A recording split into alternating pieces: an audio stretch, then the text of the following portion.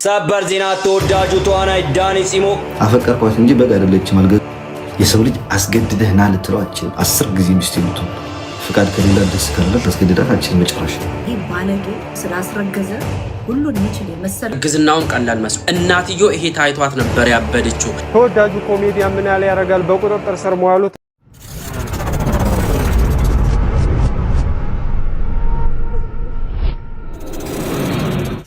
አንተውን አትሞትም? ምን ሆኜ እሞታለሁ? እንዴት ምን ሆኜ እሞታለሁ?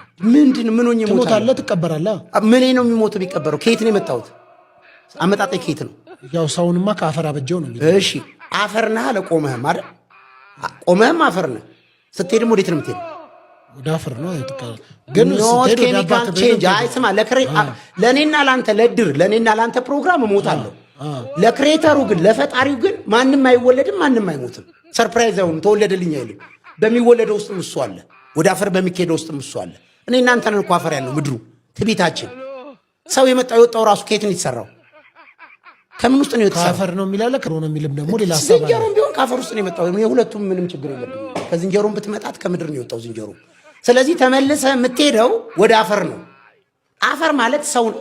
ይኸውልህ 5 ቀን ፍጥረት ተፈጠረው። ሲፈጠር ከምድር ውስጥ ነው የወጣው። አንድም ከሰማይ የተፈጠረ ጉድ የለም። አሁን እኛ ሰማይ ያስመኙናል፣ ምኞት ምንም የሌለው ሰማይ ላይ ያለው ጨረቃ ኮከብና ገነት ሲጀመር እኮ የጓሮ አትክልት ማለት ነው። ባለፈው አውርተናል። ቃሪያ፣ ቲማቲም፣ ድንች እሱም ደግሞ ምድር ላይ ነው ሰራ የሚለው እግዚአብሔር እኮ የለም። ዘፍጥረት 2 ላይ ይኸውልህ በትክክል መልስልኝ። አሁን በቀንና አንደበላለቅ። ገነትም በምድር ተከለ ነው የሚለው። ምንድን ነው የምታወራው? እናንብብ፣ ወደ መጽሐፍ ንግባ። አይ እናንብብ ምናምን ሳይሆን በሰማይ የለንም እንዴ? ሰማይ ላይ አይኔ ያላየው ጆሮ ያልሰማው በሰው ልብ ከቶ ያልታሰበ እግዚአብሔር ደግሞ ለሚወዱት ያዘጋጀላቸው በሰማይ ቤት አላቸው። ማንን አዘጋጀ? ቆይ የተዘጋጀው ማን ነው? እግዚአብሔር ቤት ተዘጋጅቶላቸዋል። የምን ቤት ነው አንተ? የቤት ችግር ስለነበረብን ነው ቤት ተብሎ የተተረጎመው። ሲድ ነው የሚለው፣ ዘር ነው የሚለው። ሰማይ በድምግ ዘር ነው። ኢትዮጵያ የቤት ችግር ስላለበት አዎ ቤት ብለን የተረጎሙ። ስማኝ አሁን ዘር ነው፣ ሲድ ነው ያዘጋጀው እግዚአብሔር። አፍረተ ስጋ አይባልም እንዴ? ለምን የሚታፈርበት? ማን ያለው? በአይነት ታፍራለህ፣ በጆሮ በአፍንጫ የሥራ አገልግሎት እኮ ነው ያለው። ያንኛው እንደው ዋናው ፈጣሪ ሳይቀር ብለህ የምትለው ጌታ ብለህ ሳትቀር በማህፀን ውስጥ ተወልዶ የመጣበትን ክፍል የምታፍረው ማን አንተ? ፈጥረሃል እንዴ? ይሄን የሚያፍረው ዲያብሎስ ነው ስላልፈጠረ። ለምን ታዲያ አንተ ሸፍነው ትሄዳለህ? አንተ ባትኖር ምን እሸፍናለሁ? እኔ ለአንተ ነው የሸፈንኩት፣ ለራሴ ነው የሸፈንኩት። አለ እኮ ላይ ተንጠልጥሎ ታያችሁ ሰዎች ውሻ ሰርቀው ነው የያዙት። እና አስባችሁታል? አጥር ዘላችሁ ገብታችሁ ውሻ ሰርቃችሁ ስትወጡ። እና ጋይስ ሀብታሙ ታፈሰ፣ ዳንኤል ሰለሞን እና ይስሐቅ ታደሰ ይባላሉ እዚህ ጋር ያሉት ሰዎች ማለት። እና ሀብታሙ ታፈሰ በቀን ሰራተኛነት ተቀጥሮ የሚሰራበት ግቢ ውስጥ ዘሎ በመግባት ነው ውሻውንና አንድ ቀለም መቀቢያ ማሽን ሰርቆ የወጣው። ከዛ ለጓደኞቹ ወይንም ለግብረ አበሮቹ ያቀብልና ይሰወራል ማለት ነው። በጉለሌ ክፍለ ከተማ ፖሊስ ዋና መምሪያ የአስኮ ፖሊስ መምሪያ የደረሰውን ሪፖርት መነሻ በማድረግ ባደረገው ጠንካራ ክትትል የመጀመሪያውን ተጠርጣሪ በቁጥጥር ስር አውሏል። ፖሊስ ምርመራውን ያሰፋና ግብረ አበሮቹንም ያገኛል ማለት ነው። የተከራዩት ቤት ውስጥ ውሻውንም ቀለም መቀቢያ ማሽኑንም ያገኛሉ ማለት ነው። ያ ውሻው ግምቱ ወደ 50 ሺህ ብር ያወጣል ተብሎ ይገመታል። ቀለም መቀቢያው ማሽን ደግሞ ወደ 47 ሺህ ብር ያወጣል ተብሎ ይገመታል ማለት ነው። ፖሊስ ምርመራውን በሰውና በሰነድ ማስረጃ አጠናቆ በክፍለ ከተማው አቃቢ ሕግ በኩል ክስ እንዲመሰረትባቸው ቤት እያንኳኩ አልወጣችሁም እዚህ ናችሁ እያሉ ስለሆነ ስጋታችን ከፍ ብሏል ሲሉ ኢትዮጵያውያን ገለጹ። በደቡብ አፍሪካ በስደተኛ ጠል ቡድኖች የተቀሰቀሰውና የውጭ ዜጎች ይውጡልን የሚለው ዘመቻ ተጠናክሮ መቀጠሉን በአገሪቱ የሚኖሩ ኢትዮጵያውያን ተናግሯል። ከጆሃንስበርግ ከተማ አቅራቢያ በምትገኘው ሚድራንድ ከተማ የሚኖሩ ኢትዮጵያውያን እያስረዱት ባለው አኳኋን ላለፉት ጥቂት ጊዜያት ረገብ ብሎ የነበረው ዛቻ፣ ማስፈራሪያና ዝርፊያ፣ ድብደባ በአሁኑ ወቅት በከፍተኛ ሁኔታ አገርሽቷል ብለዋል። የአመፁ መሪዎች እስከ ሰኔ 23 ቀን ወይንም እስከ ጁን 30 ድረስ ሀገራችንን ለቃችሁ ውጡ ሲሉ ያስቀመጡት የጊዜ ገደብ እየተቃረበ በመምጣቱ በአሁኑ ወቅት በሁሉም አካባቢዎች ከፍተኛ ውጥረትና ስጋት መንገሱን ነዋሪዎች ጠቁሟል። በተለይ በአንዳንድ አካባቢዎች የጥቃቱ አራማጅ ቡድኖች ቤት ለቤት እየዞሩና እያንኳኩ አልወጣችሁም እዚህ ናችሁ እያሉ በማስፈራራት ላይ በመሆናቸው በአገሪቱ የሚኖሩ የውጭ ዜጎች ስጋት ከመቼውም ጊዜ በላይ ከፍ ማለቱንም አስረድተዋል። ማላዊ፣ ኒጀር፣ ጋናና ናይጄሪያ የመሳሰሉ ሀገሮች ዜጎቻቸውን በሰላም ማስወጣት የጀመሩ ሲሆን አንዳንድ አፍሪካውያንም ጥቃቱን በመፍራት ተሰብስበው በህዝባዊ አደባባዮች ላይ ውሎና አዳራቸውን እያደረጉ ይገኛሉ። የደቡብ አፍሪካ መንግስት ድርጊቱን እያወገዘ እርምጃዎችንም እየወሰደ መሆኑን ቢገልጽም በተግባር ግን ከባድ ዝርፊያና ማስፈራሪያ አሁንም እየተፈጸመ መሆኑን ሁለት የጆሃንስበርግ ነዋሪዎች ገልጸዋል። በተለይ በሀገሪቱ በከፍተኛ ቁጥር በሚኖሩ የማላዊ ዜጎች ላይ ተቃውሞ የበረታ ሲሆን እነሱም የተቃውሞ ሰልፍ ማድረጋቸው ተሰምቷል። ዳጁ ኮሜዲያን ምን ያህል ያረጋል በቁጥጥር ስር መዋሉ ተሰማ። ወቅታዊ የፖለቲካ ጉዳዮችን በዜና ወጃ ቅርጽ አዋዝቶ በማቅረብ የሚታወቀውና ሰፊ አድናቆትን ያተረፈው ኮሜዲያን ምን ያህል ያረጋል በዚህ ሳምንት በጸጥታ ኃይሎች ቁጥጥር ስር መዋሉን የተለያዩ የመረጃ ምንጮች ጠቁመዋል። በፈጠራ ስራዎቹ ከፍተኛ ተቀባይነትን ያተረፈው ይህ ወጣት አርቲስት በአሁኑ ወቅት በእስር ላይ እንደሚገኝም ተገልጿል። ኮሜዲያኑ ለእስር የዳረገው ዋነኛ ምክንያት የህዝብን የዕለት ተዕለት ኑሮ፣ የአስተዳደር ክፍተቶችና የፖለቲካ ውጥረቶችን በሳቅና በቁም ነገር በማቅረብ የሚታወቅባቸው የተች ስራዎቹ እንደሆኑም ተሰምቷል። ሐሳብ አስተያየታችሁን በኮሜንት አጋሩኝ። ፎሎ በማድረግ ቤተሰብ ሁኑ። ያልሞት የለም ዓለም ላይ እነዚህ ነገሮች ሐሳቤን እንድገልጽ ወይም እንዳልገልጽ የሚያደርጉኝ ነገሮች የግል ጉዳያችን ነው። አሁን ደህና መንግስት እንዳይኖረን የሚያደርገው በግል መንፈሳዊ ህይወታችን የተመታ ምናምን ስለሆነ በዛ ምክንያት ያው ቀሽም መንግስቶች መጥተው እንደፈለጉ ይገርፈው ይሄዳሉ። ይሄ ነገር ያናደኛል ግን ምንም እንደማይመጡ ግን አውቃለሁ። ምንም እንደማይመጡ ስለ ያው ቢበዛ ያስራል ቢበዛ ቢገል ነው። የተለየ ነገር የለውም። ያልታሰረና ያልሞተ የለም ዓለም ላይ እነዚህ ነገሮች ሐሳቤን እንድገልጽ ወይም እንዳልገልጽ የሚያደርጉኝ ነገሮች አሉ። አንተ ሐሳብህን እስከ መታሰርና እስከ መሞትም ድረስ እሱ ነው ዓለም ላይ ያን ያህል ኮሚትድ ዛት ያንን ነው የሚለው ወንድሜ። ዓለም ላይ በሐሳቡ ያልታሰረና ያልሞተ የለም። በእኔ የሚጀመር ነገር አይደለም። የኔ ሐሳብ ካልጣሙ ሊገለኝ ይችላል። ይመቸው የኔ ገዳይም ይሞታል። በእውነቴ ነው ማለት ካስተካከለችው እሱ ነው ማለት መሞት አይቀርም። ያም ሰውዬ ምንም ጥያቄ የለውም። ሞት ሁላችንም እኩል ነው የሚያደርገን። ግን የሆነ ሐሳብ አለ ሀገሬ እንደዚህ ብትሆን ብለህ እየተመኘ እስከመቼ ካልተናገርከው መቼ ልታወጣው? ሁሌ ተቃጥለህ ደግሞ አይሆንም።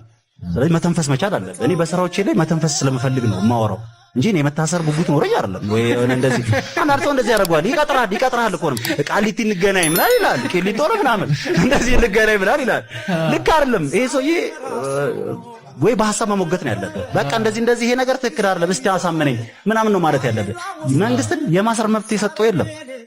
ማንም መብት አልሰጠውም ነው ማለት። በቃ አንስቶ ወስዶ ይጨምርሃል፣ የሆነ ጊዜ አውጥቶ ይለቅሃል። ታርጋ አሽከርካሪዎችና የመኪና ባለንብረቶች ደስተኛ መሆናቸውን የትራንስፖርትና ሎጂስቲክስ ሚኒስቴሩ ዶክተር አለሙ ስሜ ተናገሩ። በአለሙ ስሜና በሚኒስቴር ዴኤታዎች በተሰጠው መግለጫ ህዝቡ ከኛ ጎን ነው በማለት ለአዲሱ አሰራርና ዋጋ ለታየው ከፍተኛ ድጋፍ የላቀ ምስጋናቸውን ያቀረቡ ሲሆን በመንግስትና በህዝብ መካከል የታየው አስደሳች መግባባት አዲሱን ቴክኖሎጂ በታላቅ ተነሳሽነት ለማስቀጠል ትልቅ ጉልበት ሆኗል ተብሏል። በመግለጫው እንደተብራራው አዲሱ ታርጋ የተሽከርካሪ ስርቆትንና ወንጀልን በአስተማማኝ ሁኔታ ለመከላከል የሚያስችል ዘመናዊ ቴክኖሎጂ የተገጠመለት መሆኑም ተገልጿል። በሌላ በኩል የመኪና ባለንብረቶች በዋጋው ዙሪያ ቅሬታቸውን እያሰሙ ይገኛሉ። ሀሳባችሁን በኮሜንት አጋ እጅግ አስደንጋጭና አሳዛኝ መረጃ ተሰምቷል። ቲክቶከሯ በድንገት ህይወቷ ማለፉ ነው። በዚህ ሰዓት መረጃዎችን እየተመለከትን የምንገኘው ይህች የምትመለከቷት ቲክቶከርም እንግዲህ ቤዚ በመባል የምትጠራ ሲሆን በተለይም ደግሞ በቲክቶክ ገጽ ላይ ማለት ነው ከ217,000 በላይ ተከታዮችን ማፍራት የቻለች በተለይም ደግሞ በርካቶች በዚህ ቪዲዮ ያስታውሷታል። ከዚህ ቀደም ማለትም ከአንድ ዓመት ከግማሽ በፊት እንደምትመለከቱት በተጠቀመችው ኤክስፓየርድ ባረገ ሂና ምክንያት ፊቷ አባብጦ ማለት ነው ለማህበረሰቡ ትምህርት እንዲሆን ወጣ ተናግራ ነበር። ከዛ በኋላም እንግዲህ በበርካታ ስራዎች በቲክቶክ ላይ በተለይም ደግሞ ላይቭ ላይ ጌም በመጫወት ጊዜዋ እንደምታሳልፍ ነበር እየተነገረ የሚገኘው። ህይወቷ በሚያልፍበት ሰዓትም እንግዲህ እንደተለመደው ጌም እየተጫወተች ደክሞኛል ታምኛ በማለት ወደ መኝታዋ ገብታ በተኛችበት ህይወቷ አልፎ መገኘቱ ነው ቤተሰቦቿ እያሳወቁ የሚገኙት። እጅግ በጣም አሳዛኝና አስደንጋጭ ነው። እንግዲህ ቤተሰቦቿ በከፍተኛ ሀዘንና ድንጋጤ ውስጥ እንደሚገኙ መረጃዎች እየተዘዋወሩ ይገኛሉ። እዚህ በሚል ስያሜ የምትታወቀው ታዋቂ ቲክቶከር ዛሬ ህይወቷ አለፈ። በአጭሩ ጋይስ ሁለት ታዋቂ ቲክቶከሮች በቅርቡ ይሞታሉ ነው የሚለው። አንደኛዋ ሜሉነት ቤቷ እንደዚህ ልጅ ሞታ ትገኛለች ነው የሚለው። ሁለተኛዋ ደግሞ ሙዬ ትባላለች ፍቅረኛዋ ነው የሚገላት እያለን ነው። ስሙት እንደሚለው እቺ ደግሞ የምትሞተው ፍቅረኛዬን ከሌላ ወንድ ጋር አየዋት በሚል የገዛ ፍቅረኛዋ ነው የሚገላት። ይሄ ሐሰት አይደለም ጋይስ። ይሄ ቪዲዮ ለሚመለከተው አካል እንዲደርስ ሼር እና ኮፒ ሊንክ በደንብ አድርጉት። ይጠይቅ ሰበር ዜና ተወዳጁ ተዋናይ ዳኒ ፂሞ ከፊልም ስራ የራኩት ስለራበኝ ነው ሲል በሴፉ ሾው ላይ አስደንጋጭ እውነታን አውጥቷል። ከዓመት በፊት በተደረገለት የተሳሳተ ሰርጀሪ ምክንያት ለ2 ዓመታት ያህል አልጋ ላይ መውደቁንና ለመኖር ሲል ወዛደርነትና አስፋልት ስራ መስራቱን ተናግሯል። እረፍት እፈልጋለሁ ካለክ እረፍት እፈልጋለሁ። የሰው ልጅ አስገድደህ ና ልትለው አትችልም። 10 ጊዜ ሚስት የምትሆን ፍቃድ ከሌላ ደስ ካላላት አስገድዳት አትችልም መጨረሻ እንገባችኋል። አፈቀርኳት እንጂ በግ አይደለችም፣ አልገዛኋትም ከበግ ተራ። ይህ ባለጌ ጀስት ቢኮዝ ብልት ስላለው ስላስረገዘ ሁሉን የሚችል የመሰለው መጥቶ እኔን የመናገር መብት የለው። ነገርክ ላይ አሞራው ስማኝ፣ የሆነችን ልጅ ከንስር አየር ክልል አውርደ ካንተ ሌቭል አድርጋት ጭራሻን ዌልፌር ላይ ልታረጋት ነው፣ እርዳታ ላይ ልታረጋት ነው። አሜሪካ ተወልዳ ያደገችን ልጅ እርዳታ ላይ ልታረጋት ነው። የሸተተ የገማ ቦታ ላይ የሚገኘው እንስሳ ነገር። የእዝዴዚ እናት እንደ ንስር አሳድጋት ወርዳ ከአሞራና ዶሮዎች ጋር ቁሪ ለቃቃሚ መሆኗን ስታይ በቁም ጠውልጋለች። ልጅ ነች፣ ህፃን ነች። አንተ ያልካትን ነገር ብቻ ነው እሺ ኦኬ ምናምን የምትለው። ይኸው ልትመጣ ነው 2 አበባ፣ ልትሄድ ነው ልሸኛት ነው 2 አበባ፣ እኔ ጋር መጣች እኮ ይሄው አብረን ላይቭ ነን 2 አበባ እንደምትለው መውለጃውም ቀላል መስሎሃል አንተ። እርግዝናውም ቀላል መስሎ እናትዮ ይሄ ታይቷት ነበር ያበደችው። ባይዘው እናት ልንገራችሁ፣ እናት ለልጇ ነብይ ነች። የበፊት የሚመጣው ህይወት በደንብ ኩልል ብሎ ይታየላታል። እንደኛ አይደለም፣ እኛ የላይ ነው የሚታየን። እናት ግን ዲፕ ነው የምታየው። ስለ ልጇ በደንብ የፊት ነገ ምን እንደምንሆን ይታያል ለእናት። እናት ለልጇ ነብይ ነች። ይሄ ታይቷት ነበር እንደዛ እንደ እብድ ወጣ ስታለቅስ የነበረችው። ምንም ሊበል ምንም ላድርግ ብቻ ላለያያቸው ብላ እንደዛ እንደ እብድ ወጣ ሰው መሃል ራሱ ሲሆን ወደ ውጭ ሀገር እንዴት እንደሚወጣ አያውቅም፣ ግራ ገብቶታል። ሌሎችን ግን ለማስበላት ሲሆን ገንዘብ ሲከፈለው ግን ምን ብሎ ማስታወቂያ ሲሰራ እንደነበር ደግሞ እስኪ ይህንን ቪዲዮ ተመልከቱ። በነገራችሁ ላይ ያለምንም እንግልት ህጋዊ ዶክመንት አስይዘው እዚሁ በዱቤ የሚልኩ አንድ ድርጅት አስተዋውቃችሁ። የጉዞ አማካሪ የግል ድርጅት ናቸው። 80% የዱቤ አገልግሎትን አመቻችቶልናል። ሃንጋሪ፣ ኦስትሪያ፣ ፊንላንድ ወዴት መሄድ ይፈልጋል? የሚፈልጉትን ሀገር በትክክለኛ የሥራ ዕድል አመቻችቶ ያውም በጥሩ ክፍያ 80% ዱቤ አዘጋጅተው ኑ ይላል። በተጨማሪም ከባንክ ጋር ነፃ ብድር የሚፈልጉ ካሉ ውል አዘጋጅተው ይጠብቋቸዋል። እጅግ በጣም ለየት የሚያደርገው ደግሞ በ45 ቀን ውስጥ ቪዛው እጃችሁ ላይ መድረሱ ብቻ ነው። በተጨማሪም አከፋፈሉ እጅግ በጣም ቀላል ነው። 80% የብድር አገልግሎት ስናመቻች 20%ን ደግሞ ለሚከፍሉት ቼክ ዋስትና እንሰጣለን። 100% የተረጋገጡ ህጋዊ ጉዞዎችን እኛ ጋር ያገኛሉ። ይጎብኙን ይላል። እድሎን ይጠቀሙ። እዚህ ጋር ግን ወደ ተለያዩ ሀገራት መሄድ ለሚፈልጉ ሰዎች እንዴት መሄድ እንደሚችሉ ማስታወቂያ እየሰራ ነበር። አያችሁ፣ እንደነዚህ ያሉ ሰዎች ገንዘብ ሲከፈላቸው ገንዘባቸውን እንጂ የሚያዩት ስለዛኛው ሰው ህይወት ምንም አያገባቸውም። እሱ በሰራው ማስታወቂያ ግን የስንት ሰውን ህይወት አበላሽቷል፣ የስንት ወጣትን ተስፋ አጨልሟል። ከዚህ በፊት ሁሉም ሰው የዘራውን ነው የሚያጭደው የሚባለው ለዚህ ነው። አየህ፣ ልክ ዛሬ ላይ እሱ ሲጨንቀው እንዴት ነው ወደ ውጭ ሀገር መውጣት የሚቻለው ብሎ ደግሞ ሰው ይጠይቃልና ላንተም ሆነ ለመሰሎች መናገር የምፈልገው ነገር ቢኖር ሁሉም ሰው አንድ አይነት እንዳይመስላችሁ። በእናንተ አስተሳሰብ የኢትዮጵያ ህዝብ ሾርት ሚሞሪ ነው፣ ዛሬ ያወራነው ነገ ይረሳዋል ብላችሁ እዚህ መጣችሁ ህዝቡ ላይ የምትቀራረጹት ነገር አለና፣ በነገራችን ላይ ይሄ ልጅ አሁን ያሰማችሁን አይነት ማስታወቂያ ሲሰራ አንድ ማስታወቂያ ብቻ አይደለም የሰራው፣ ሌላም ደግሞ ወደ ዱባይ መሄድ የምትፈልጉ ብሎ እንዲህም ብሎ ተናግሮ ነበር። ድምፃዊት ቬሮኒካ አዳነ 31ኛ ዓመት የልደት በዓሏን እያከበረች ትገኛለች። በዚሁ በቲክታክ መንደር ከ2 ሚሊዮን በላይ ተከታዮችን በማፍራት ቀዳሚ ከሆኑት ተጽዕኖ ፈጣሪዎች መካከል አንዷ የሆነችው ቬሮኒካ በልዩ የድምጽ ውበቷና ባበረከተቻቸው ተወዳጅ የሙዚቃ ስራዎቿ የብዙዎችን ልብ መግዛት ችላለች።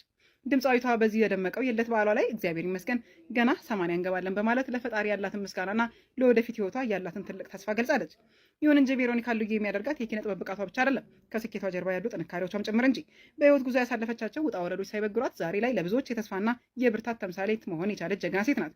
ከሙዚቃው ጎን ለጎንም በተለያዩ የበጎ አድራጎት ስራዎች ላይ ቀዳሚ ተሰላፊ ስትሆን በተለይም ሴቶችን በማበረታታት ረገድ በግንባር ቀደምትነት ትጠቀሳለች።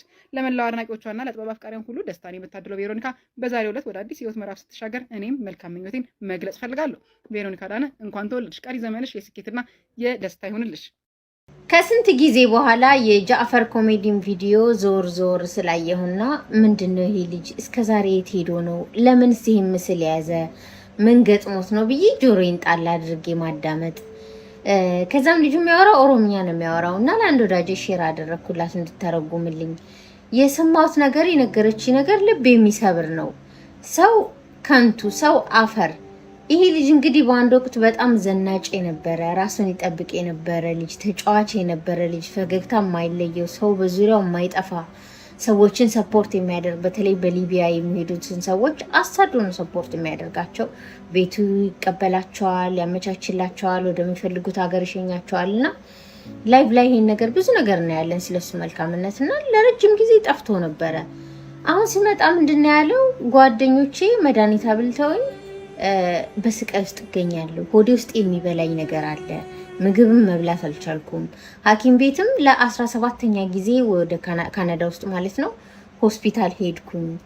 ግን በሽታው አይታወቅም ምን እንደሆነ ያው እጅ ምናምን ስለሆነ ማለት ነውና ልጁ በስቃይ ውስጥ ነው ያለው።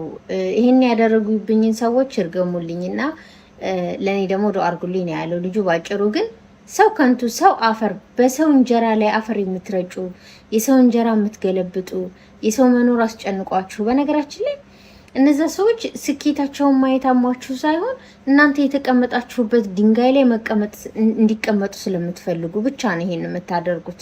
በሰው እንጀራ ላይ አፈር የምትደፉት። ዛሬ ላይ ደስተኛ ልትሆኑ ትችላላችሁ የምትፈልጉት ነገር አድርጋችሁ ያሰኩ ስለወደቀላችሁ ማለት ነው። ግን እዛኛው ማለም አይደርስም።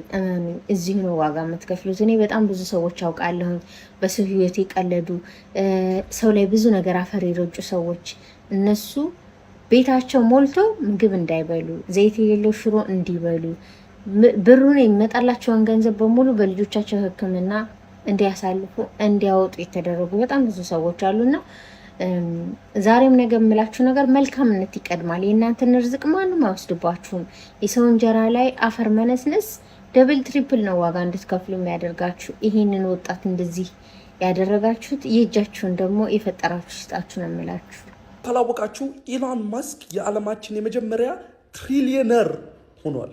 እና ትሪሊየን ምን እንደሆነ ካልገባችሁ ቆይ እስኪ የተለያየ ምሳሌ እየሰጠዋችሁ ላስረዳችሁ። ቆይ ኦኬ ሰው ክርስቲያኖ ሮናልዶ በአመት 300 ሚሊዮን ዶላርስ ነው የሚሰራው ሁሉም ነገር ተደምሮ ማለት ነው። እና ሮናልዶ ልክ እንደ ኢሎን ማስክ ትሪሊየነር መሆን ከፈለገ ለ3333 ዓመት መስራት አለበት።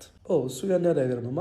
እሺ ኢትዮጵያ ውስጥ 138 ሚሊዮን ሰው ነው ያለው እና ኢሎን ማስክ ለእያንዳንዳችን ለኢትዮጵያ ውስጥ ላለ ሰው እያንዳንዱ $7200 መስጠት ይችላል። ማለት 1 ሚሊዮን ብር ለእያንዳንዳችን መስጠት ይችላል። እሱም አልገረማችሁም? ኦኬ ኢሎን ማስክ በእያንዳንዱ ቀን $1 ሚሊዮን ቢያወጣ ማለት 150 ሚሊዮን ብር ማለት ነው። በየቀኑ ቢያወጣ ብሩ ሳያልቅበት ለ2700 ዓመታት መኖር ይችላል። እንዴት ነው በአንድ ህይወት ውስጥ ይሄን ያህል ብር አንድ ሰው መስራት የሚችለው? በስመ አብ ወወልድ ወመንፈስ ቅዱስ። ፌር አይደለም፣ እውነት ፌር አይደለም። ባለፉት 3 ዓመታት በኢቢኤስ ቴሌቪዥን ሲተላለፍ ቆይቶ በቅርቡ ወደ ቻናሏን የተዘዋወረው ተወዳጁ በስንቱ ሲትኮም ድራማ በፍርድ ቤት ትዕዛዝ ታግዷል። ለገዳው ምክንያት የሆነው በአዘጋጁ አብሪኮን መልቲሚዲያ እና በኢቢኤስ መካከል የተፈጠረው የባለቤትነት መብት ክርክር ሲሆን ኢቢኤስ ድራማው ያለኔ ፍቃድ ወደ ሌላ ጣቢያ መዘዋወሩ አግባብ አይደለም በማለት ክስ መስርቷል። አብሪኮን በበኩሉ ውሉ በመጠናቀቁ ምክንያት ጣቢያ መቀየሩን ቢገልጽም የቦሌ ምድብ ፍርድ ቤት የኢቢኤስን የእገዳ ጥያቄ በመቀበሉ ድራማው እንዲቆም ተደርጓል። ይህ በእንዲህ እንዳለ በድራማው ላይ የሚሳተፉ ከመሪ እስከ ረዳት ተዋናይ የሁለት ክፍሎች ውዝፍ ክፍያ እንዳልተሰጣቸው ቅሬታ አቅርበዋል። ስማቸው እንዳይጠቀስ የፈለጉ ተዋናያን ክፍያቸውን በተደጋጋሚ ጠይቁም እንዳልተፈጸመላቸውና በአዲሱ ጣቢያም ተመሳሳይ ችግር እንደገጠማቸው ገልጸዋል። የአብሪኮን መልቲሚዲያ ኃላፊዎች ግን ለጉዳዩ እስካሁን ድረስ ምላሽ አልሰጡም። አንድ የስልክ ጥሪ አሁን ማግባት እችላለሁ የሚሉ ሰዎች መጥተዋል። በአንድ የስልክ ጥሪ ባለባል ባለሚስት ልትሆኑ? ቆይ ስለምን ነው የምታወሩት? ስለ ትዳር ነው ወይስ ለሰርግ ነው የምታወሩት? እንደዚህ ናቃችኋቸው በአንድ የስልክ ጥሪ የመጡት ሰዎች የምር አግብተዋችሁ ሲየት ቢያባረጉልኝ እንዴት ደስ እንደሚለኝ። በቃ እንደዚህ የሌለ ስትንቋቸው ማለት ነው መጥተው እንደ እንቁላል እየገለባበጡ ጥብስ ቢያረጉልን እኔ አርፋችሁ ትቀመጡ ነበር። ምን አይነት ጉድ ናችሁ ደግሞ እናንተ? እንዴት ስትሉ መጣላችሁ? ያሳብ ማን ናችሁ እናንተ? ራሳችሁን እንዴት ነው የምታዩት? ያው ወይስ አሁንም ትዳር ሲባል ማግባት ሲባል እንደ ድሮ እቃቃ ነው የሚመስላችሁ? ይሄ ስብስብ ብላችሁ በቃ አልፈልግም ፈትቻለሁ በቃ አንቀባ ምናምን እንደዛ መስላችሁ ነው እንዴ? እኔ ከቀን አደነቋቆራችን ማለት ነው ራሱ ኢቮልቭ እያደረገ ነውና በጣም የሚያሰጋም የሚያስቅም እየሆነብኝ ነው። እና እነዚህ ግሩፖች በጣም ኮሚኮች ናቸው አይደለም? በአንድ ስልክ ጥሪ ማለት ነው። መቼም አታገቡም በዚህ ሜንታሊቲያችሁ ነው የምላችሁ። ካገባችሁም ደግሞ የእናንተው ቢጤ ሌላ አንድ ስልክ ጥሪ ጠብቅ የነበረ ሰውዬ ነው የሚሆነው እንጂ ምንም የሰው ስብዕና የሚባል ነገር ስላልፈጠረባችሁ ገና መጮሻ ነው የምትሆኑት። ኤኒዌይስ ጩፋ ማስተርስ እና ፒኤችዲ በአንድ ላይ ጠቅለል አድርገው መመረቅ እናንተ ለማሾፍ ምናምን ነው የተጠቅማችሁ ያላችሁት እና መሰረታዊ ነገሩ ነው ልናይ የሚገባው። ይሄ በሐዋርያትና በነቢያቶች የሚመራው የአዲሱ ዘመን ሃይማኖት ስግብግብ፣ ሁሉም ነገር ማግበስበስ የሚፈልግ አደገኛ ሃይማኖት እንደሆነ እንድታውቁ ስለምፈልግ ነው። This is the kind of religion being constructed. ያልሰራውን የሚበላ ያልሰራውን የሚያጭድ ስግብግብና አውሬ የሆነ ስርዓት ነው። ከዚህ በፊት ስለ ገሊላ ምናምን ተነጋግረናል አይደል? ለነቢያትና ለፓስተሮች ፒኤችዲ ለመስጠት የተቋቋመ መሆኑን ቴዎሎጂ ብቻ ሳይሆን ከዛም አልፎ በኢኮኖሚክስ፣ አካውንቲንግ፣ ፋይናንስ ምናምን ሁላ ፒኤችዲ እያመጣላቸው ነው። ያን ደግሞ ማን የሚያግዘው? የመንግስት ባለስልጣናት ሚኒስትሮች። እነማን? ዶክተር ደረጀ የጤና ጥበቃ ሚኒስትሩ። እግዚአብሔር የገሊላ ሴሚናሪን ለኢትዮጵያ እንዳስነሳው አድርጎ ዶክተር ደረጀ ሲናገር ነበር። so they work together። ነገር ግን ደግሞ ስመረቅ ዝም ብዬ ሳይሆን ፒኤችዲንም አብሬ አንድ ላይ ነው የሚመረቀው። ለዚህ ደግሞ ከፍተኛ ድግስ ተዘጋጅቷልና ዓለም ይወቅልኝ፣ አገር ይወቅልኝ። in millions ተመድቧል ለዚህ ለድግሱ። this is the new religion። እግዚአብሔር ያልሰጠህን ሞገስ፣ ራስህ በጥረት ያላገኘውን ሞገስ፣ ህግ የማይፈቅደውን ዲግሪ፣ ህግ የማይፈቅደውን ፒኤችዲ መሰብሰብ፣ ክብር ፍለጋ ብቻ። ነቢይ፣ የእግዚአብሔር ሰው፣ ባለራእይ፣ መስራች፣ አፖስትል፣ ኦቨርሲየር እያልክ ከምረ ያ ሁሉ አልበቃ ስልህ ነው ወደ ፒኤችዲ ነው ወደ ማስተርስ ሄድከው። እውነት ቢሆን ኖሮ እግዚአብሔር አምኖ የሰው ልጅን እንድትመግብ ብሎ ከሾመህ ከሁሉ የሚበልጠው ማድረግ እሱ ነበር። በጣም ለደጋገመኝ ነገር this is the new world religion። ካውንስሉ ምን አደረገ መሰላችሁ? 4000 ሃይማኖቶችን ሰብስቦ ነው አንጥቅጦ ለዚህ አንድ ሃይማኖት ለመፍጠር የመጣው። ያ ሃይማኖት የሚመራው በአፖስትልስ ኤንድ ፕሮፌትስ። ይሄ ፕሮቴስታንት አይደለም፣ ይሄ ኢቫንጀሊካል አይደለም፣ ይሄ ፔንቴኮስታል አይደለም። ኮምፕሊትሊ ብራንድ ኒው ወርልድ ሪሊጅን። መጪው ዘመን ምን ይመስላል ካልክ፣ መጪው ዘመን እዩ ጩፋን ይመስላል። ክፋት የበዛበት፣ ሰዎች ክብራቸውን ብቻ የሚያሳዱበት፣ ለህግ የማይገዙበት፣ ፍትህ የሌለበት ስርዓት ነው ይሄ አዲሱ ሃይማኖት። የዚህ ሃይማኖት አባል ከሆንክ ግን ዩል ፕሮስፐር። ይህንን ቤዚክ አይዲያ ይዛችሁ ነው እንጂ አዲሱን ሃይማኖት መከታተል ያለባችሁት። ዝም ብላችሁ እዩ እንደዚህ ማስተርስ አጭበረብረ ፒኤችዲ አጭበረብረ ምናምን። በማስተርስ ፒኤችዲ እኮ ሌሎች የሚያጭበረብራሉ። የአሁኑ ፒኤችዲ እዩ ሰጠ ያለው የገሊላው አይደለም። ከገሊላው ደግሞ የበለጠ ኢንተርናሽናል ደረጃ ለነቢያትና ለፓስተሮች የሚሰጥ አለ። ሎጎስ ተብሎ ተቀምጧል። ሐዋርያ ዘላለም ጌታቸው እነ ፖዝ ደግሞ ደቡብ አፍሪካ ሄደው የሚወስዱበት ደግሞ አለ። የነጃፒ ቡድን ተዘራ ያሬድ ቡድን ደግሞ አሜሪካ ፍሎሪዳ ላይ ነው ያለው። እዛ ሄደው ነው የሚወስዱት። ሃይማኖቱ ዓለም አቀፍ ሃይማኖት ነው። ፒኤችዲ ሲያስፈልጋቸው ቶሎ ያደርስላቸው። this is their world and we are just living in it። እንደዚህ ብል ነው የሚሻለው። ዶክተር አብይ አህመድ አሊ የትራንስፖርት ዋጋ፣ የቤት ኪራይ ዋጋ፣ የሸቀጣሸቀጥ ዋጋ የት እንደደረሰ ማኪያቶ እየጋበዝኩ ነው ምነግርህ። ሲመች ብቻ ደውልልኝ። ፀጉራችንን ስንታጠብ መጀመሪያ ሻምፖ ነው የምናረገው። የትራፊክ መብራቱ ጋር ስትቆሙ መገላመጡን ሰዎች የሸማቾችን ሰልፍ ለስኳር ወረፋ ብለሽ ያጭበረበርሽዋ ሴትዮ ሃፒ በርዝዴይ ቱ ዩ ሃፒ በርዝዴይ ቱ ዩ። ህይወት ከብዶሃል ብሮ? ኖ ዌይ። አሬ ኮንዶሚኒየም ኮሚቴዎች በራችን ስታንኳኩ ቀስ ብላችሁ አንኳኩ፣ እጃችሁ ላይ እንዳይገነጠል። እንኳን ማርያም ማረችሽ። ሴት ነው ወንድ የወለድሽው? ይሄ እንኳን እናቱንም አባቱንም አይመስልም፣ ድፍጥጥ ነው። ከዛ ከመጀመሪያ ከፎቅ ላይ ስንወድቅ እታች የኢራን ጦር በጉለሌ ክፍለ ከተማ በኩል ሲያልፍ ማንኛውም ምድርተኛ ድንኳን ሳያፈርስ፣ ኧረ እንደው የቃሪያ ዋጋ የት ሊደርስ ነው ወገን? እንግዲህ 4 ኪሎ ቀንሻለሁኝ። እጅግ በጣም ደስ ብሎኛል። ሰውነቴ የመቅለል ስሜት አለው። እንቅስቃሴም እያደረኩ ነው። መጀመሪያው ቀን የማቅለሽለሽ ስሜት ነበረው፣ የቦሚት ስሜት ነበረው። ሳምንቱን ሙሉ ግን በጣም ሰላም ነበር። የምግብ ፍላጎት የለም፣ ቀንሷል። የመቅለል ስሜት 10 ኪሎ ቀንሻለሁኝ። ዛሬም የኪሎ ለውጥ አለ። እንግዲህ በ7 ሳምንት ህክምና 10 ኪሎ ቀንሻለሁኝ። ረቱ እንደቀጠለ ነው። ድምጻዊ ሰማኸኝ በለው ሰሜ ባላገር ህክምናውን ያካታ ነፍሱን ይማረው። ድምጻዊ ሰማኸኝ በለው ክብደት በመቀነስ ሂደት ላይ ሆኖ ሲያጋራ የነበረው ቪዲዮቹን የፔጁ ባለቤቶች ወይንም ክብደቱን በመቀነስ ሂደት ላይ በረሳት ስታጋሩን የነበረው ቪዲዮቹን ከፔጃችሁ ላይ አጥፍታችሁታል። ለምን አጠፋችሁት? ምክንያቱ ምንድን ነው?